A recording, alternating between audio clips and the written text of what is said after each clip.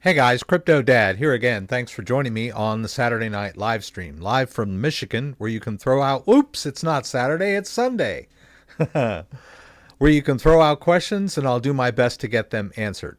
We'll talk about Bitcoin, we'll talk about the news, we'll talk about altcoins. I'm going to move some crypto around for you guys. And as always, I'll do my very best to get to your questions and see if we can't troubleshoot your problems here live. So thank you for joining me on this beautiful Sunday night. I went to Auburn, Indiana yesterday and had a wonderful dinner there at the Cracker Barrel with my two cousins and my Uncle John and his lovely wife, Lynn.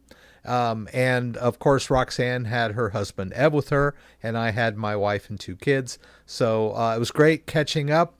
I'm from Indiana originally, and I still have family down there. So I try to get down there once a year during the holidays, either a little bit before or after Thanksgiving, so that we can have our little Thanksgiving get together.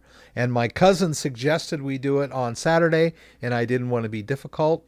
So I didn't go, oh, I have a live stream. So we delayed the live stream. I want to thank you guys for hanging in there with me and joining me on this wonderful Sunday.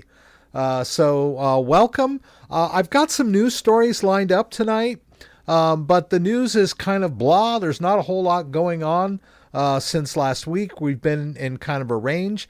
So I'm thinking since it's Sunday, we're just going to kind of take it easy. I'll go through the stories that I have linked down in the description, but I won't cover them in depth. I've got a few interesting things I'd like to talk to you guys about tonight. So we'll check on that. Let me see here. I texted Kenny. I don't know, Kenny, if you've got your phone with you, but I sent you a text and asked you for a little favor. I'd like to do a little surprise tonight for everybody. And I don't see Dan here yet. So I'm going to rely on Kenny, and we'll see if we can't work this out. But just a heads up there. I don't know if Kenny's in the stream or if he was just here earlier. So yeah, not a whole lot of news, but let me go over and greet everybody here. Well, yeah, let's talk about a few things. The first thing I wanted to bring up was this issue that we've noticed over the last few weeks of people not seeing their, I guess you would call it your, I call it handle, but apparently handle is the name that YouTube gives for the specific name of your account. Whereas I guess if you have your name in there, that would be I'm sure there's a term for it. Your name. Let's just call it that. I used to see names or whatever name you chose for yourself in the live stream in your chat window, and now we don't see that anymore. We see like an @ symbol with sometimes I can tell who it is, but it's got numbers in there. And the reason that YouTube is doing this is because those are unique. A person, two different handles could have the exact same name. And so YouTube is trying to cut down on impersonation and fraud, and which is weird, because most of you are just simply YouTube viewers and you don't post content. But that's what YouTube has been rolling out. It's not in our imagination. I did a little research on this issue, and that's why we're seeing these strange handles instead of what we usually see are our names of the things that we've chosen for ourselves. So I wanted to kind of talk about that. I also wanted to bring up this kind of an interesting issue that I stumbled on today. I'm a YouTube content creator. I've been creating content on YouTube since 2017. Basically just a guy with a couple of webcams, about 5 webcams. But yeah, I create organic content, and I am a human being. But I'm also a YouTube viewer.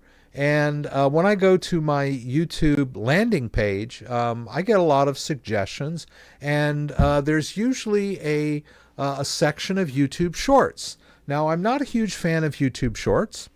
It's just not my thing. It's for people with short attention spans, but we all watch them. So, it can't be derogatory about that. But every now and then one will catch my attention and I'll click on it and I'll watch it. And then, you know how shorts are. They never stop. They just keep repeating. And you're engaged, so you go to the next one and it catches your attention and then you go to the next one. Well, as I was flipping through YouTube Shorts, I watched a YouTube what looked like an interview on the Mr. Rogers show. He had a lot of celebrities and people that would come on his show, and this was Jimi Hendrix sitting there talking to Mr. Rogers, and Mr. Rogers asked Jimi Hendrix to play a riff on his guitar, and he did. And I was like, wow, I didn't know Jimi Hendrix was ever on Mr. Rogers. I went over to the comments and saw in the comments that people were saying, hey, this is a fake.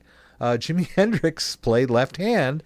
Anybody that knew anything about Jimi Hendrix was a fan would know that that's not Jimi Hendrix. And then I realized that it was a total AI fake.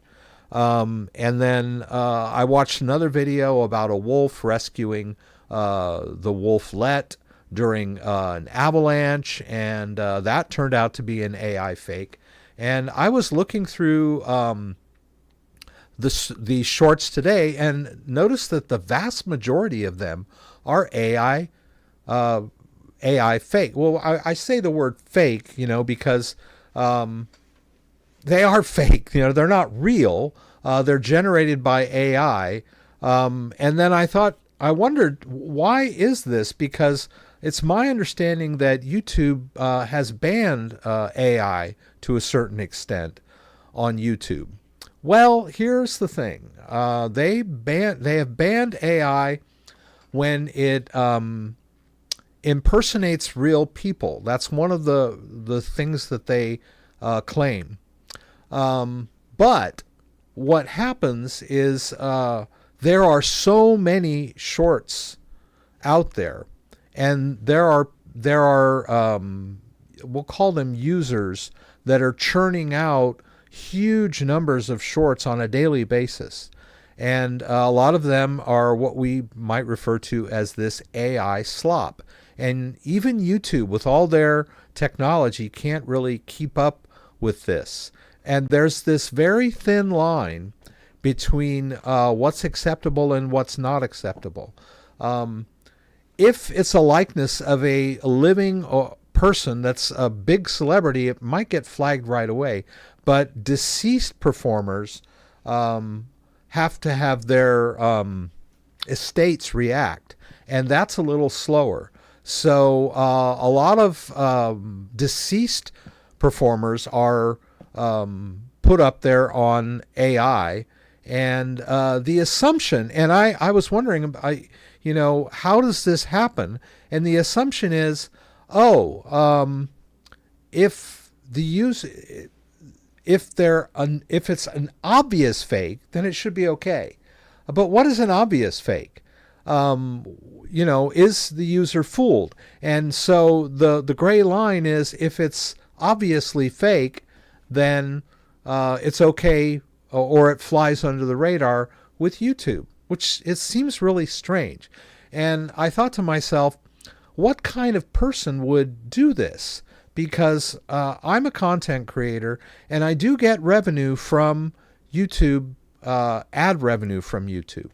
But in order to get that, I have to sign up for Google AdSense account, and I have to use my ID and my social security number and all of my verifiable identifying information in order to earn this revenue and get paid by YouTube.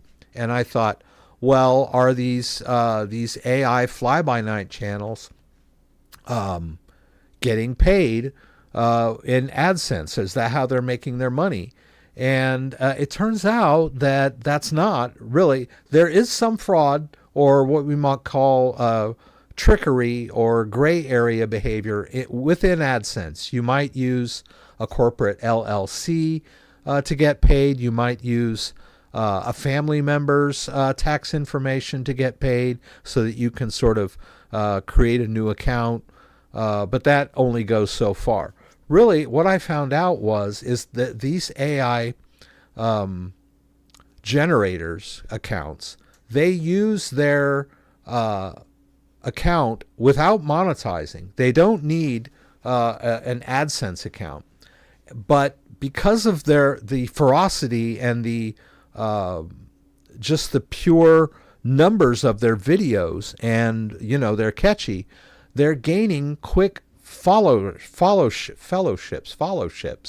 and they'll pump up the channel over about 60 to 90 days, and then they'll sell it to someone that is willing to, it's valuable because it has a following. They'll buy the channel from this person that never even needed an AdSense account, because anyone can start a YouTube channel. And then the person that buys it will use their information and ride the channel for as long as they can before it gets flagged or whatever else happens.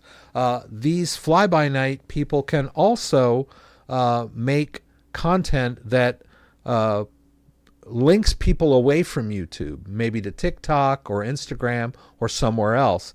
So it's actually the followers that are monetized, really. You're getting a following, and that becomes monetized. You don't even need to get paid by YouTube. And you can put affiliate links in your videos for products that people will probably buy. So I'll admit I use affiliate links too for the products that I talk about on my YouTube channel. So, but it's not fair to humans that people are doing this, and it's sort of a gray area in YouTube that this is even happening. And really, the line, let's say you're doing, let's just take Mr. Rogers as our example. It's okay if I portray Mr. Rogers with an AI replica, and he might interview Jimi Hendrix, but if he sells something or promotes something or does politics, or there's certain things that'll cross a line that'll get you flagged on YouTube. But it's really a gray area, and it needs to change, really, in my mind. I'm not really a huge fan of. I mean, it's slightly entertaining, but it's derogatory to the viewer's sense of decorum. Is that all we are? Are just little bots that are just getting their attention grabbed for 10 to 15 or 30 seconds at a time, and then the next thing comes along, and we just switch to that, and we're just so mindless out there that we're being fed this slop. The reason that YouTube isn't really jumping on it as much as they should is because they're benefiting from it. They're getting more views, they're getting more engagement, they're stealing viewers from TikTok. It's the average viewer that's suffering from that sort of thing.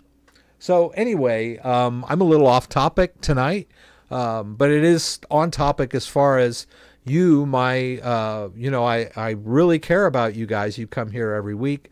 I have a core following in my live stream. It's not huge, but I value each and every one of you. And I know you're humans because I've interacted with you guys over time. And I'm a human, and we humans should stick together. So anyway, I just wanted to get that out there. I don't know. I didn't see if Kenny he hasn't texted me yet, but let me call him out. Let me go over here and greet everybody. Where are we here? Let's do this. Yeah. Good. Happy Sunday, everyone. Kenny's he was here. Yeah, he's here. Rex, no text on my cell. Maybe send it to my hard line. Yeah, I'm trying to figure out. I don't see Dan here tonight. Well, you know what? You guys trust me. What I'll do is, let me get a piece of paper.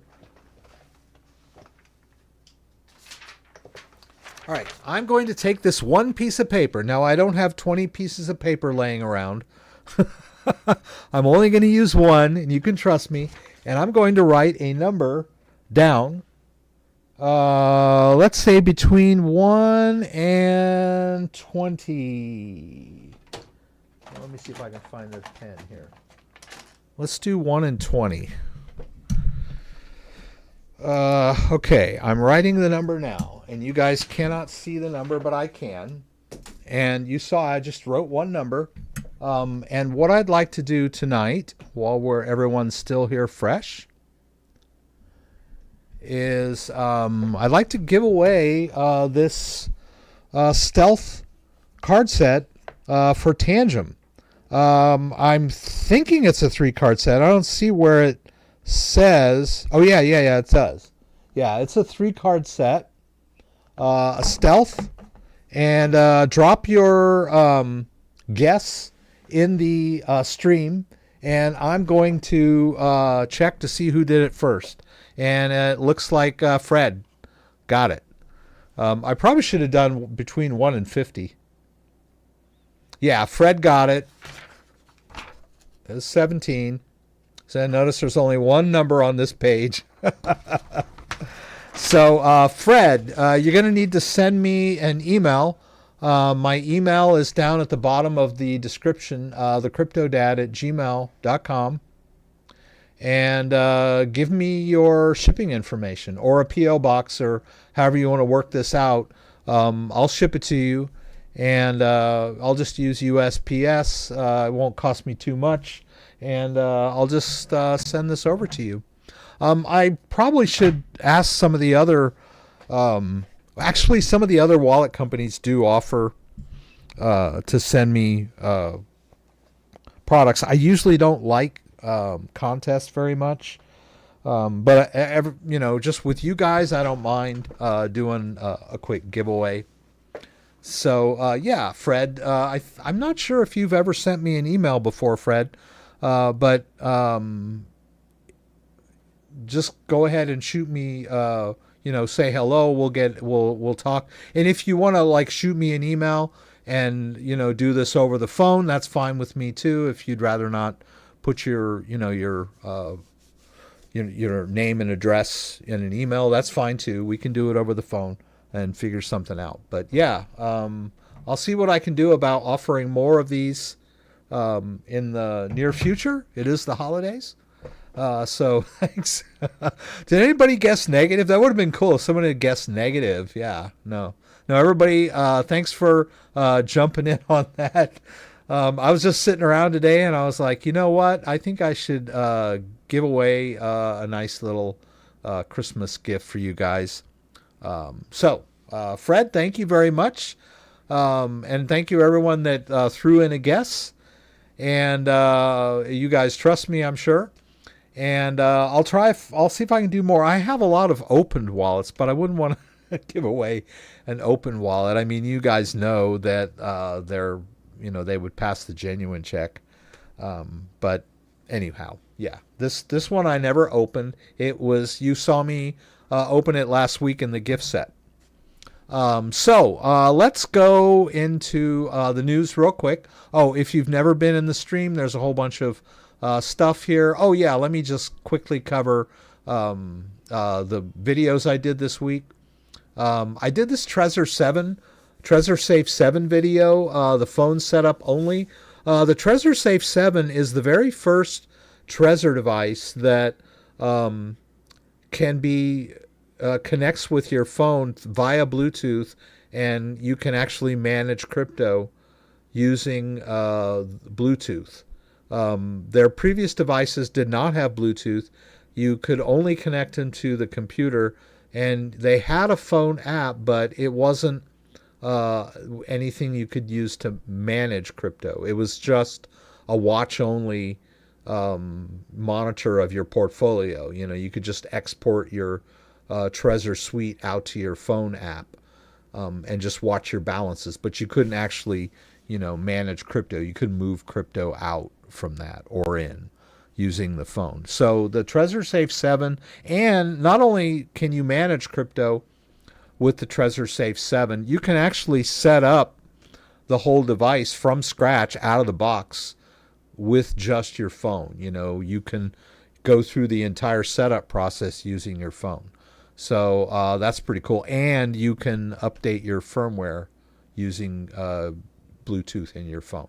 So it's quite a big step for Trezor. They did some other good stuff too. I did a full Trezor unboxing video. It's got an auditable secure element chip by Tropic One. One of the very first auditable secure element chip. That means that anyone can test the chip and report vulnerabilities that they find. It adds to transparency. And then I'm trying to think of this. Well, it's a dual secure chip setup. It's the best Trezor out there right now. $250. As a matter of fact, I'm pretty sure that the Trezor Black Friday deals are over now. They were giving away a free wireless charger with this. So we'll see if they come out with anything else before the end of the year. Ledger has already moved from Black Friday to their holiday sale. I'm pretty sure. I hope I'm not speaking out of turn. Or I might get disappeared. But yeah, I'm pretty sure that they are now in holiday mode. Let's look at their. I hope I'm not jumping the gun on this. Look at Ledger, ledger.com.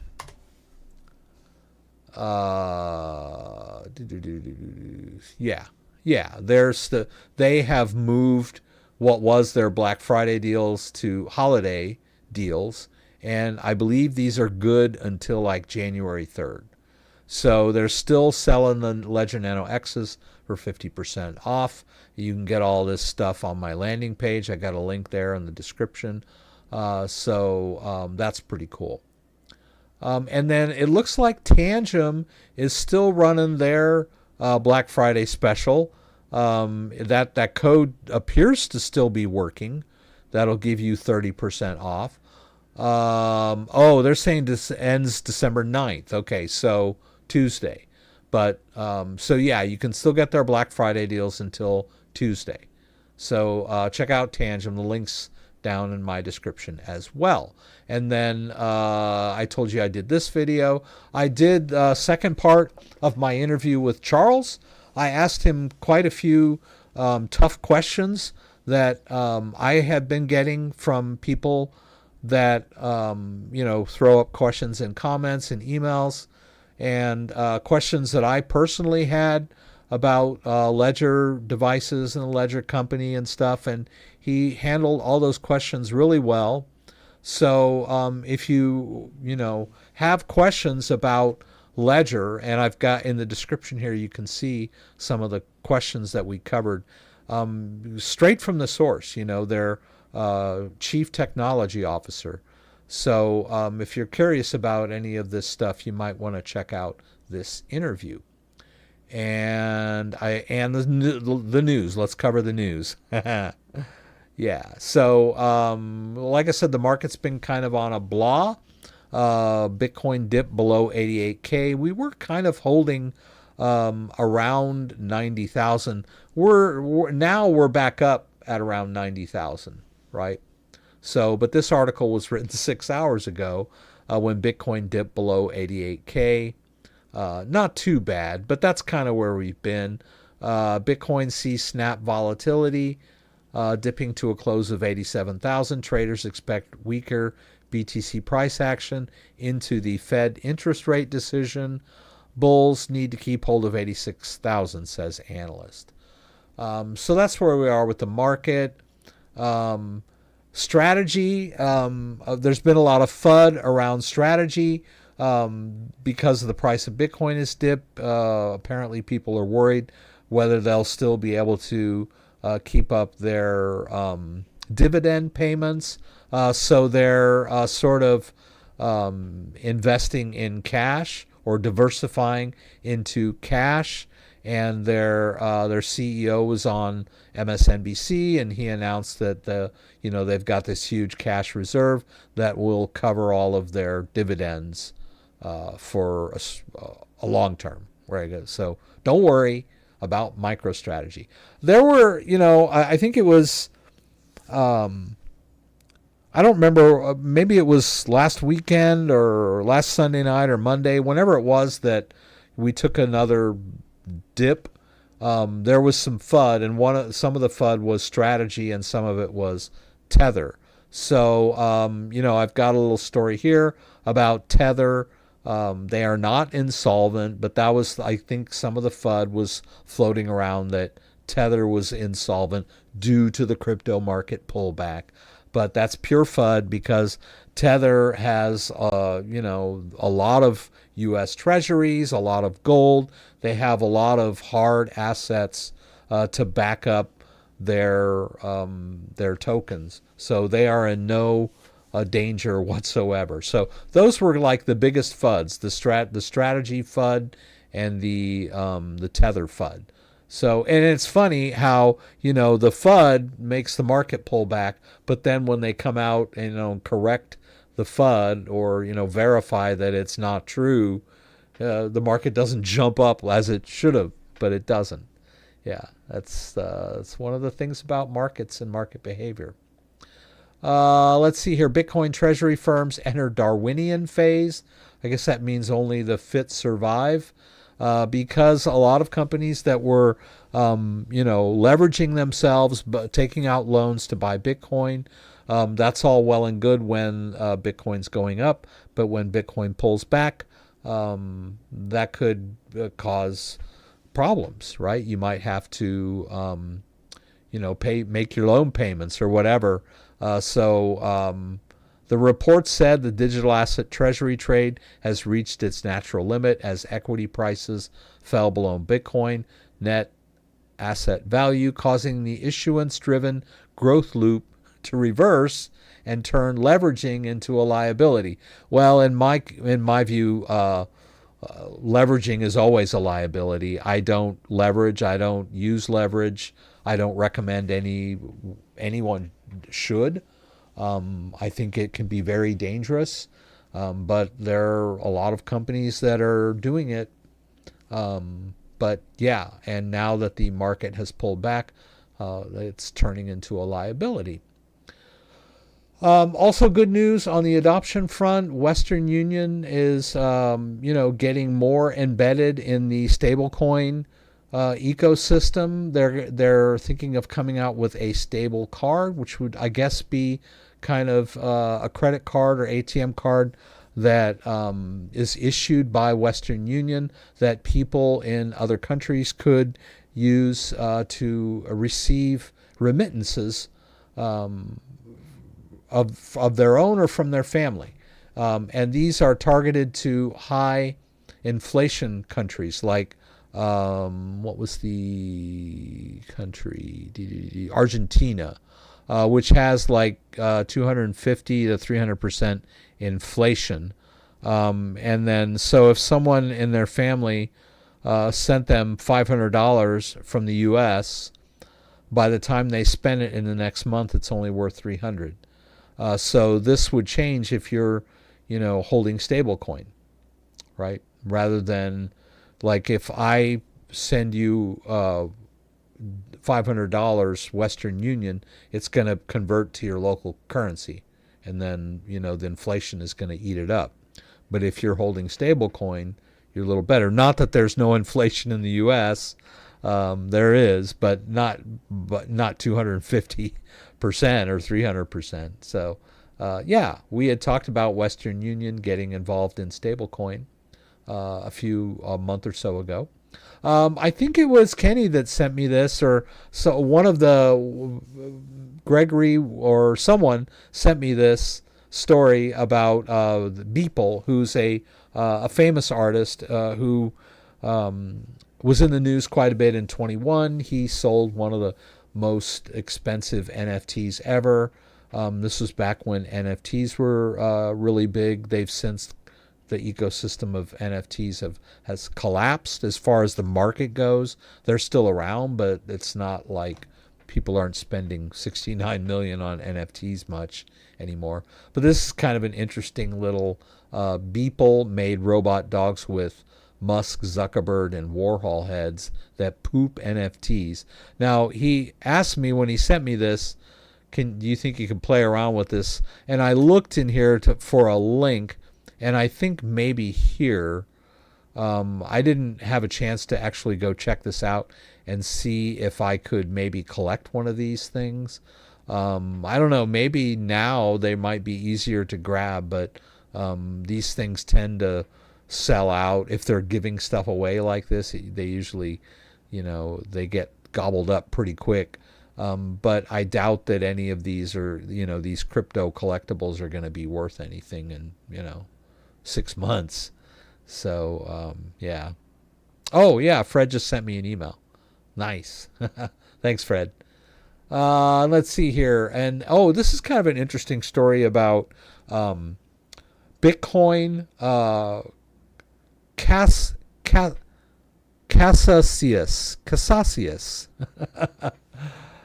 I remember back when, back in the old days, that there were Bitcoin coins going around. And they actually, I thought Bitcoin was digital even back then, and I was wondering, well, how does that work?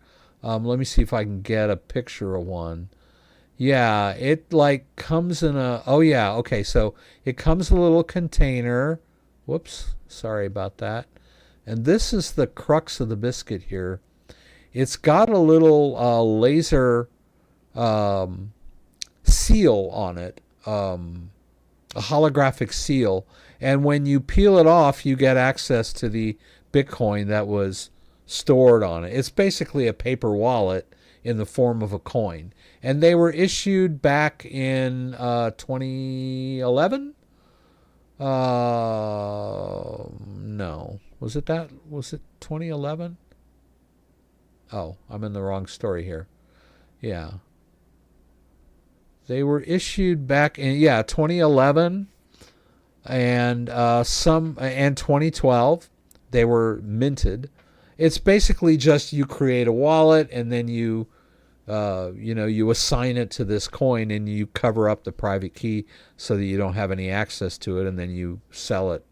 And they were sold for like $11.69. At least this one was. Some of them $3.88.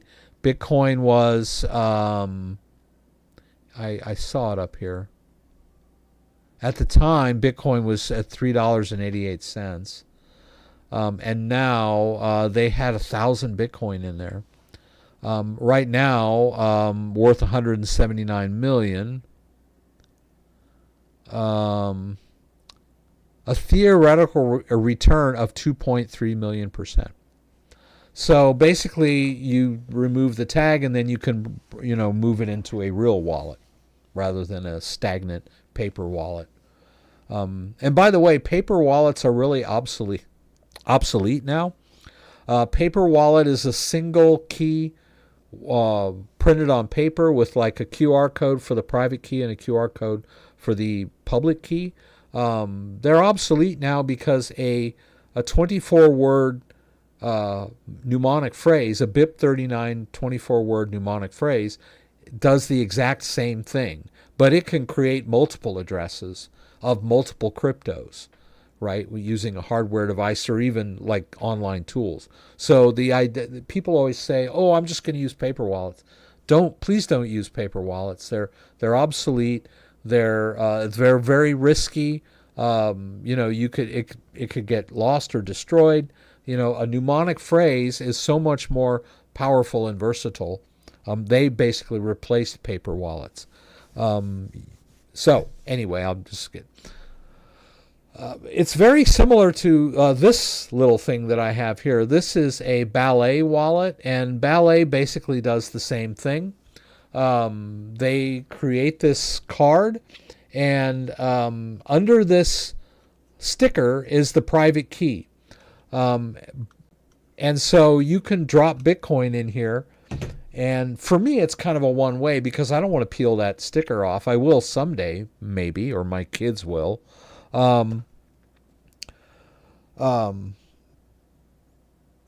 but it does basically the same thing. The Bitcoin gets stored in there, and then the nice thing is instead of having to figure out what to do with that private key, because trying to sweep a private key off a paper wallet is nerve wracking and difficult.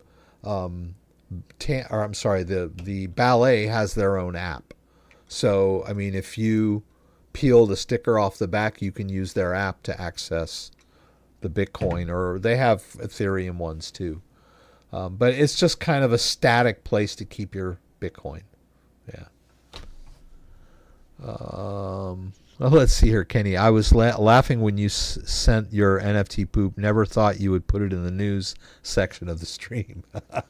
Oh, it was, Kenny. Okay. Yeah, I remember seeing pictures of those coins and wondering, well, how do they put Bitcoin in a coin like that? And it's basically just a paper wallet in a, represented by a coin. So when you tear off that sticker.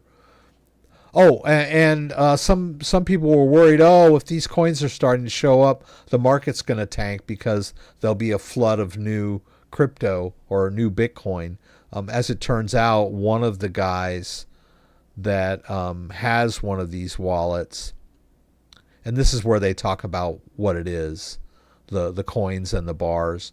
One of the guys, coin owner John Galt, who moved his stash from a physical coin to a hardware wallet, told Cointelegraph that he did so because his funds would be more easily accessible. He had no immediate plans to cash out. So, yeah, I mean, don't use paper wallets. A hardware wallet is much more flexible and versatile and easily accessible, right? So that's the lesson there. And we talked about this Tether story. Someone else had sent me a video, which I linked down below, and I think I put it over here. XRP holders are in serious danger. Digital ID is coming. Watch this now. I watched this video. It's very well done. I mean, he's a very intelligent man. He laid out the case very well. Basically, what he's saying is that crypto holders are with mass adoption and financial system adoption and government surveillance and control, moving into the next phase of digital ownership. The fact that you have a wallet isn't really going to protect you unless you create legal entities around yourself to keep your coins separate from your personal ownership. Because, and it's funny because I asked the Ledger CTO in my interview with him, I asked him, hey, people are worried about the French government subpoenaing you for the private key of anyone using your ledger recovery service. And, he gave me a really good explanation of how difficult it would be for them to do that because the backup phrases are split into shards and stored across different jurisdiction. But really, in the end, he just offhandedly said, if the government wants your crypto, they'll just come to you personally and take it, and that's basically what this video is all about. That many people aren't prepared for this, and that as regulations and laws and tax laws change, you could be vulnerable personally by holding your crypto, and you might try to cash out. If you're only cashing out a few hundred or a few thousand, it's not going to raise any eyebrows. But if you've been a long-term holder of XRP, he talks mostly about XRP, but the same could hold for Bitcoin as well. If you try to cash out 50 grand or 100 grand or $1 million worth of crypto, your bank's going to want to know, hey, where did you get this? Do you have documentation? and all that stuff.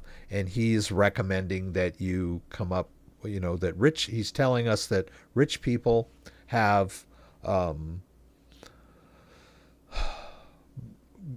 things that they use, legal entities that they use to shield themselves from that sort of government action, like LLCs and companies and things that your crypto can be legally stored in these types of entities.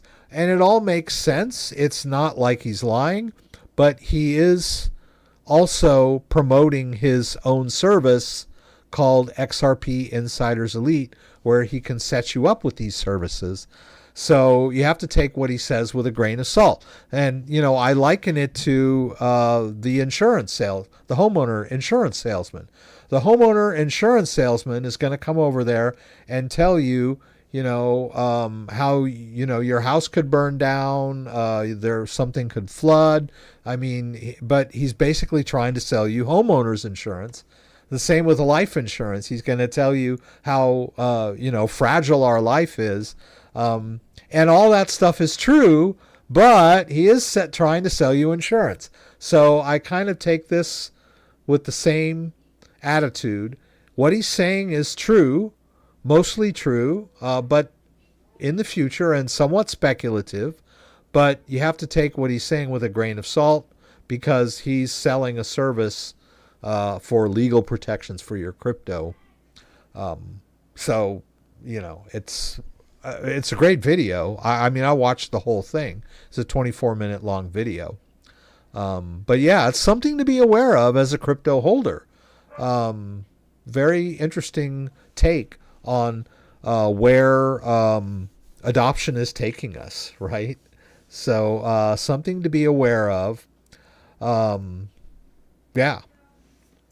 Let me see if there's any questions here. Have you heard about the sushi wallet guy getting 5 years? He settled at over 25 because judge threw out any discovery justice system right. I think I heard something about the guy. The sushi wallet was a self-custody wallet similar to a Bitcoin, Electrum Bitcoin wallet, which is an open source Bitcoin wallet.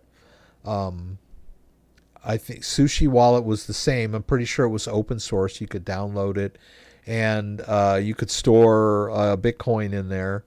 I think it was a Bitcoin only wallet, but it also had the feature of being a mixer that mixed your coins so that they couldn't be traced using blockchain technology. And the government didn't like that.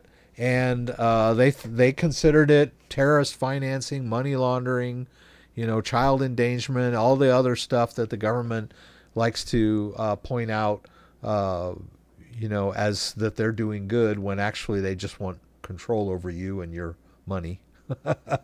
I'm being cynical. But yeah, I had heard about this case. I didn't hear exactly how he pleaded out. A non-custodial wallet, and they said money laundering. Yeah, that's what they refer to it as.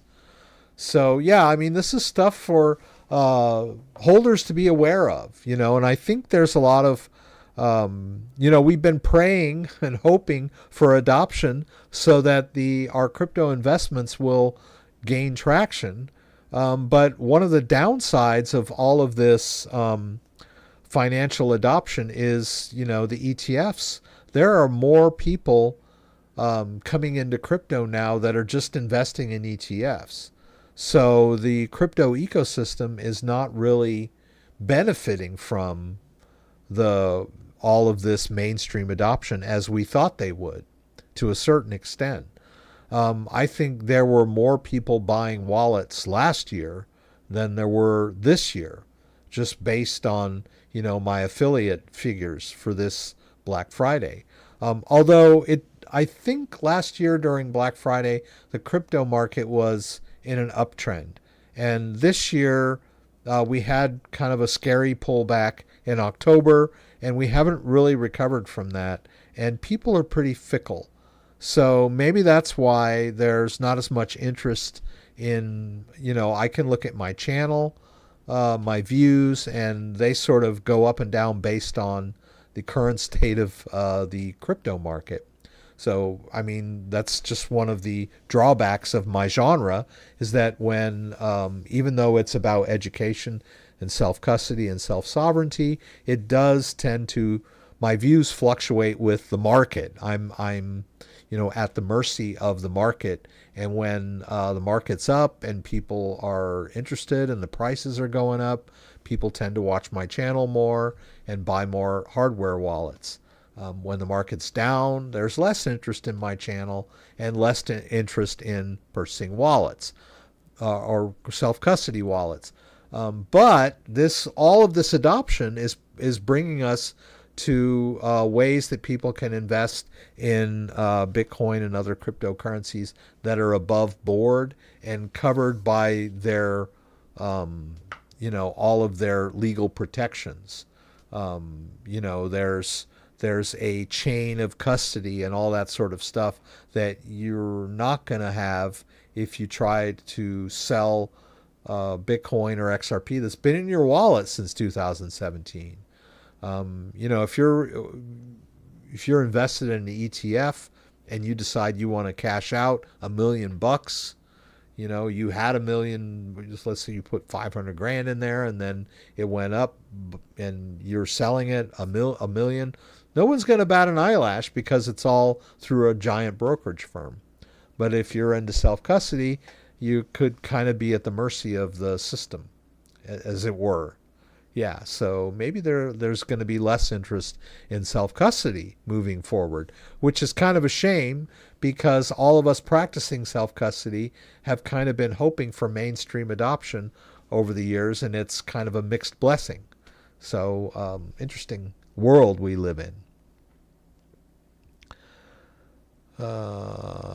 He didn't because money, lol, because CZ got 4 months and spent $1 billion. Yeah.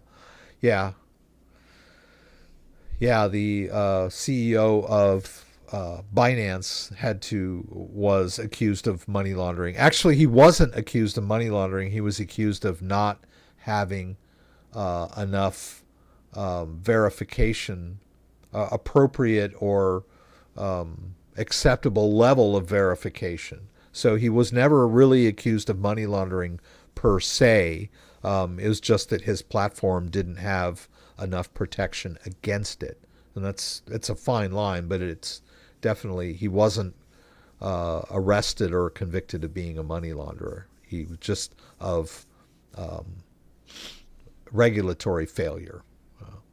What are the differences checking the whole address that the crypto is being sent to, not just checking the first and 4 numbers with Tangem and OneKey? Well, it's best practice to double check the entire address when you're sending, although some wallets you don't see. Maybe I'm thinking of Coinbase or Kraken. Sometimes you don't see the entire address. You just see like the beginning, and then in the middle there's a dot, some dots, but usually there's a way to check it.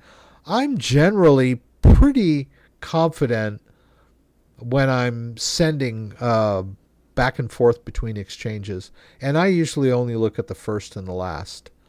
But it is best practice to check the entire address.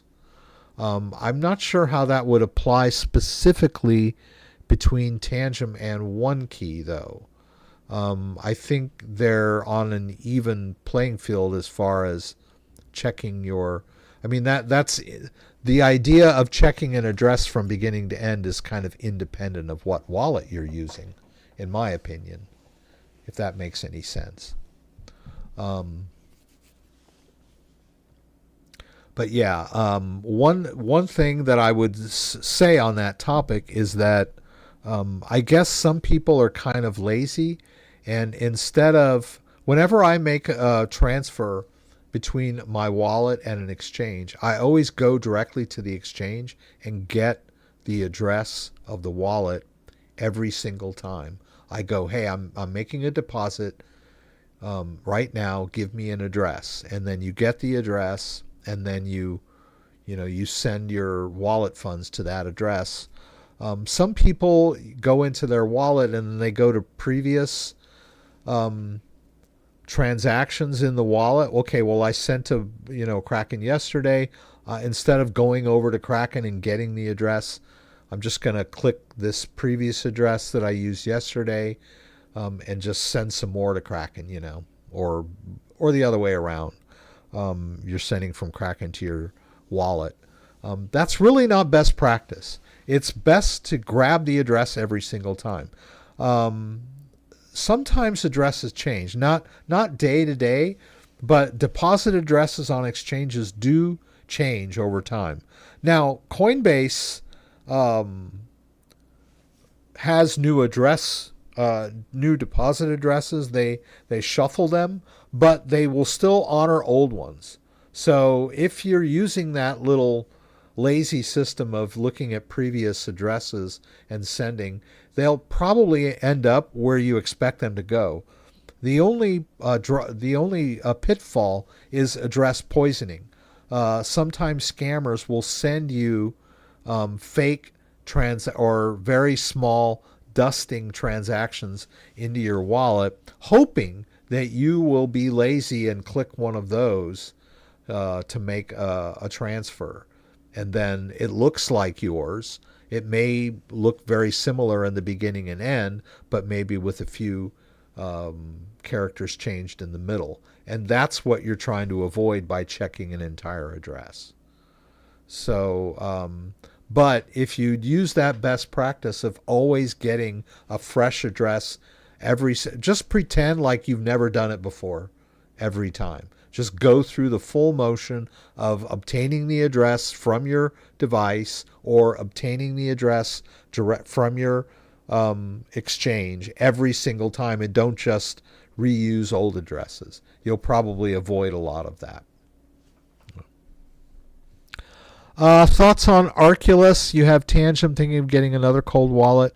I did some reviews of Arculus a while back, and I didn't dislike them. I don't know where they stand as far as popularity goes. It's very similar to Tangem. They use a card with NFC, but it's not a seedless system. They do force you to create a seed phrase. And because it doesn't have a screen, it's not ideal. I'll just put it that way. I'm not going to say it's not secure. It's reasonably secure, but it is static. And I remember they had an upgrade, and they sent me a new card. They said, "Hey, we had a firmware upgrade. We're sending you a brand new card." So a pretty decent company in my mind, and a decent solution for a working wallet or a beginner, and not that expensive. So it's got definitely got a good use case. But depending on what you're doing with your crypto, you might want to choose a different wallet for different use cases. So I find ledger devices to be much more flexible and powerful across different cryptos. Most of the Ledger makes their dev tools available to a lot of projects, and so you'll find Ledger support is probably the highest with third-party wallets, and that may not be important to you. I like that, but that may not be important to you. But if you're gonna drop 10 Bitcoin in a wallet, you probably wouldn't want to do it on a card wallet that you're carrying around in your back pocket. Just really not secure. It's like carrying around your entire bank account with you. You want the right wallet for the right job. I love Tangem, and Arculus is pretty good, but I wouldn't carry my mother load around on those. They're great for, being able to carry crypto and, you know, have access to your crypto, but just a small part of your crypto, not, you know, your long-term holdings. But anyway, yeah. Yeah, I do like the Trezor Safe 7. I mean, the Trezor Safe 7, they've done a great job trying to stay true to their principles of transparency.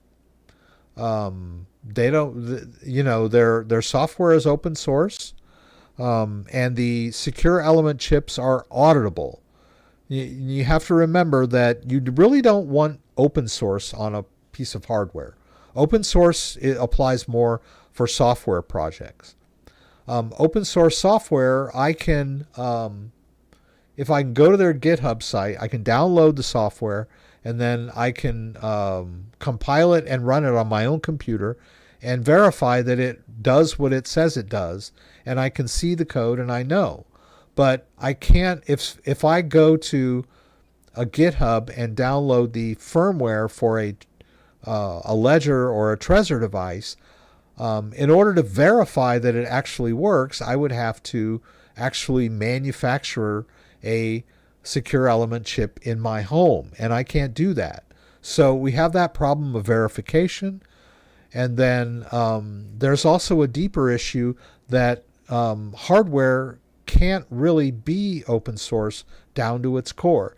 Even if you have open source firmware, the secure element chip has low-level code on there that's not open source. And the MCUs that do the processing aren't open source either. And even if you wanted to make a secure element chip yourself, the tools that you use to make secure element chip, let's say you're going to design your own device.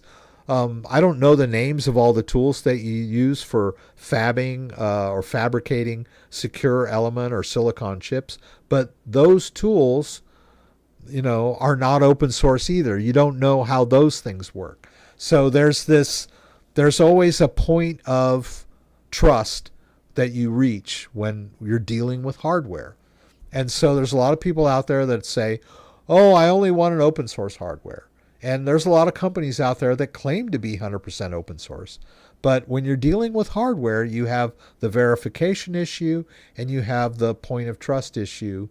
At some point, there's a line between what you can actually verify and what you can't, because it goes, to closed code at some point in a hardware ecosystem. Software is a whole different thing. Software, I can download software from GitHub. I can install it, run it, compile it, not in that order, but actually run the program on my computer and verify everything. I can't do that with hardware. And so this whole idea of, I only want open source is a little bit misguided. But Trezor has a big commitment to that transparency. Their secure element chip is closed source, of course. Their firmware is open source, but the chip isn't completely. But it is auditable. They do allow people to audit the chip. But that's also assuming that someone's going to take the time and trouble to actually audit the chip, because I can't audit a secure element chip. I don't have the tools. So they're going to have to assume somebody's going to do it. Some objective third party will do it and then report the problem. But they are committed to transparency, which is great. So everyone seems to jump in at the very end, right? CryptoDad. Wait a minute, let me get here. Blockchain is new, but it also has to get more. So if users are not really going to get MC traction of what's happening now is TradeFi banks taking custody over the average person. Okay. Yeah, you're probably dictating or typing really fast, so some of it's gobbly, but I kind of get the gist. True banks will profit big since people are lazy to learn. Yeah, I agree with you, Gamify. Matoshi G, help me. I was having a trouble while I was using Ledger Live. Then I save the logs and send it to support. Is there any chance to leak my seed phrase on any sensitive info? No. Ledger Live has no private information. Your personal information, but not the private key of the wallet. The private key of the wallet is on the device. So any logs in Ledger Live are not going to contain the private key. The private key never gets to Ledger Live. The only thing, Ledger Live sends a request to the device, a cryptographically formatted message. That request gets signed, and then that signed message, cryptographically formatted message, leaves the device and goes back to Ledger Live. Neither the incoming request or the outgoing authorization have the private key.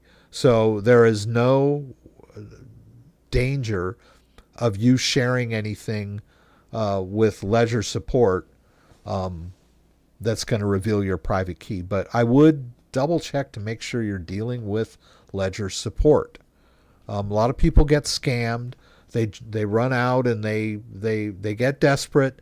They go on Reddit, or they go on Instagram, or they go on WhatsApp or X, and they ask for help, and someone contacts them claiming to be from tech support. Ledger support will never reach out to you.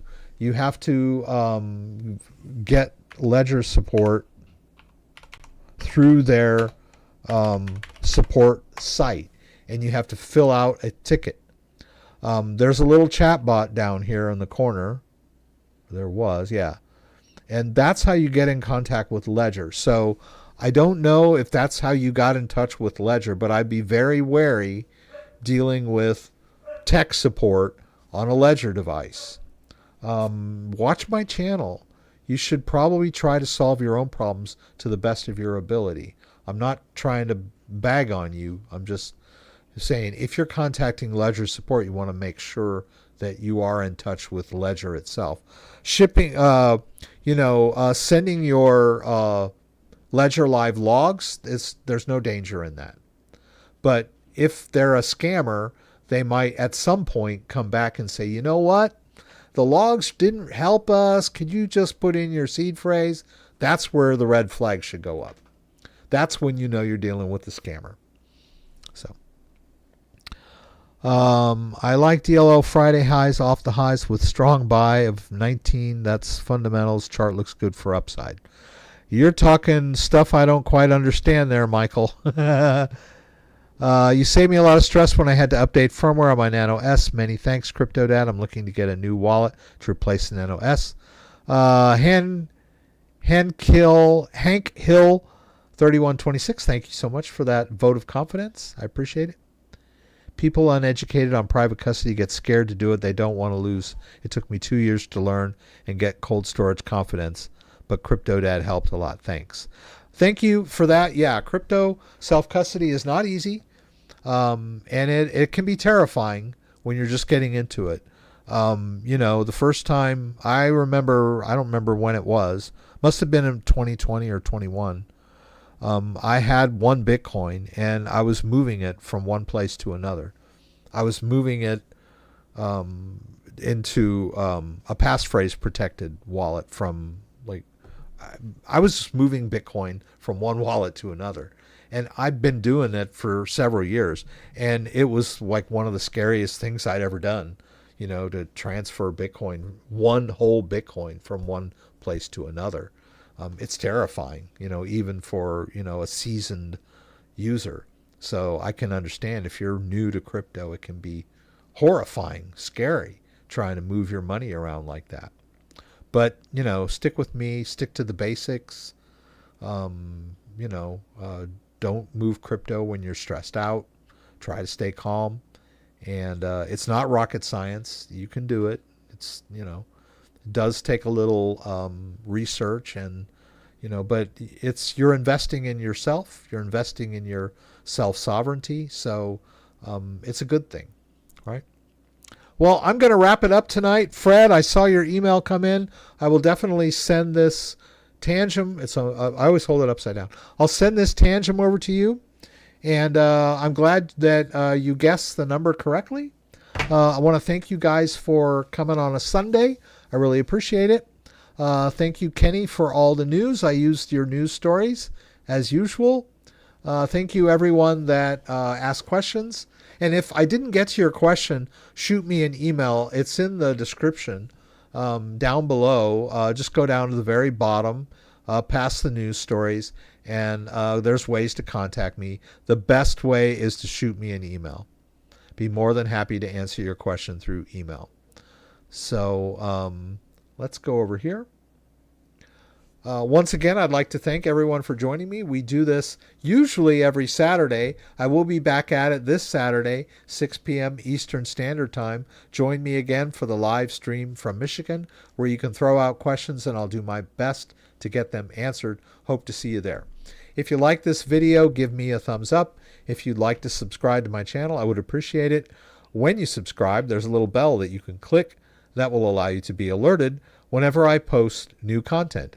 Once again, thanks for joining me and hope to see you guys again soon.